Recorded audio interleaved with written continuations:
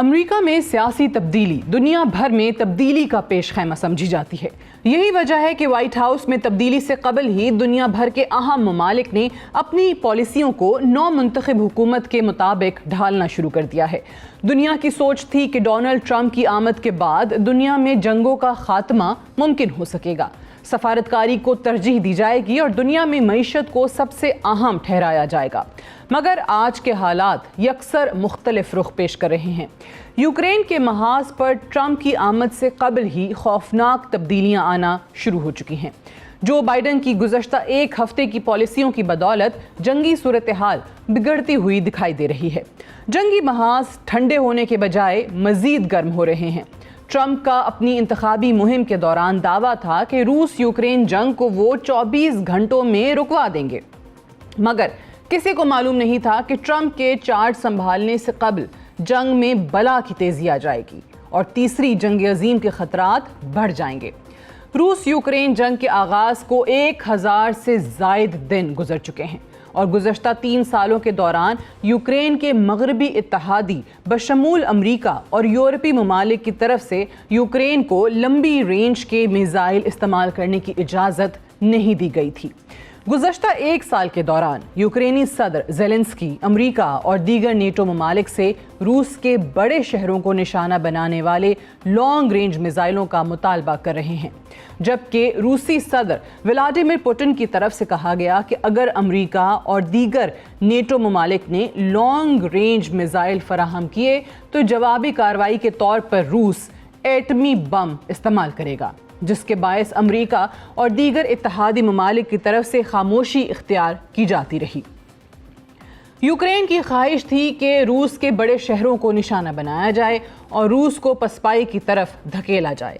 البتہ امریکی انتخابات میں ڈیموکریٹک امیدوار کیملا ہیرس کی شکست کے بعد روس یوکرین جنگ کا خاتمہ ممکن نظر آ رہا تھا، مگر رواں ہفتے کے آغاز پر پہلے امریکی صدر جو بائیڈن اور پھر برطانوی حکومت نے یوکرین کو لانگ رینج میزائلوں کی مدد سے روس کو نشانہ بنانے کی اجازت دی۔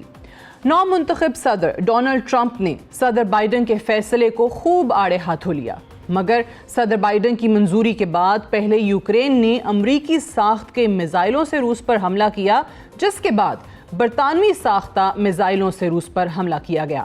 یوکرینی حملے کے بعد روس یوکرین جنگ کی صورتحال یکسر بدل گئی۔ ایک بڑی جنگ کے خطرات نہ صرف یوکرین بلکہ نیٹو کے دیگر ممالک پر بھی منڈلانے لگ گئے۔ روس نے ایٹمی حملہ تو نہ کیا، البتہ جوابی کارروائی کے طور پر یوکرین کے شہر نیپرو پر ایک نئی قسم کے میزائلوں سے حملہ کیا، جس کے بارے میں کہا جا رہا ہے کہ یہ میزائل ایٹمی ہتھیار کی صلاحیت والا میزائل ہے، جو ایک ہی وقت میں کئی وار ہیڈز لے کر جانے کی صلاحیت رکھتا ہے، اور 33 ماہ کی جنگ کے دوران ماسکو کی طرف سے ایسا خوفناک حملہ پہلے نہیں کیا گیا۔ یوکرین کا کہنا ہے کہ روس نے انٹر کانٹیننٹل میزائل کا استعمال کیا ہے، ایک میزائل جو طویل فاصلے تک ایٹمی حملے کی صلاحیت رکھتا ہے۔ انٹر کانٹیننٹل میزائل حملہ نہ صرف یوکرین کے لیے پیغام تھا بلکہ یورپ اور امریکہ کے لیے بھی ایک واضح پیغام ہے کہ روس یوکرین کے ساتھ یورپ اور امریکہ کو بھی نشانہ بنا سکتا ہے۔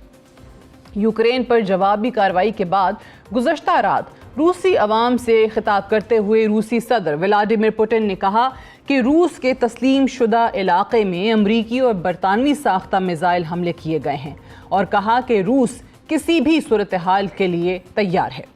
روس ان ممالک پر حملہ کرنے کا حق بھی رکھتا ہے جو اپنے ہتھیاروں کو روسی تنصیبات کے خلاف استعمال کرنے کی اجازت دیتے ہیں۔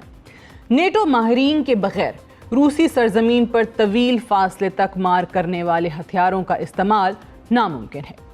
روسی صدر نے میزائل ٹیکنالوجی کی خصوصیات بیان کرتے ہوئے کہا کہ میزائل 2 سے 3 کلومیٹر فی سیکنڈ کی رفتار سے سفر کرتا ہے اور دشمن کا موجودہ میزائل ڈیفنس سسٹم انہیں روک نہیں سکتا۔ اس میں کوئی شبہ نہیں کہ روس یوکرین جنگ کی صورتحال انتہائی تشویشناک ہو چکی ہے۔ امریکہ اور نیٹو ممالک کی ایک چھوٹی سی مزید غلطی ایک بڑی جنگ کا سبب بن سکتی ہے۔ جو بائیڈن آج بھی امریکہ کے صدر ہیں اور ان کا بقیہ ماندہ اقتدار اب بھی دنیا کے لیے ایک آزمائش کا سبب بن سکتا ہے۔